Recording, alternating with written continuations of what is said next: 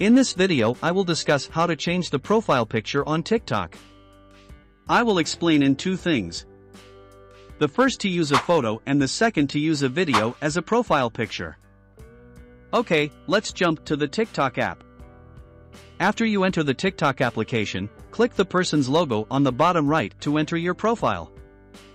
Then click Edit Profile. As you can see here, there are two options to change the profile picture. You can use photos or videos.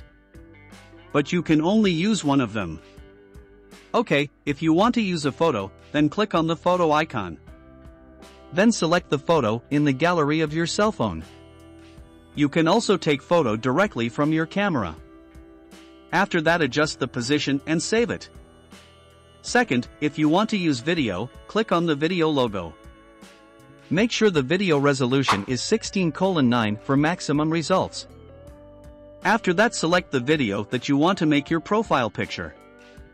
You can only choose 6 seconds of the total duration of your video. You can also take video directly from your camera. After that, click Save. If you have any questions about this tutorial, you can write them in the comments column.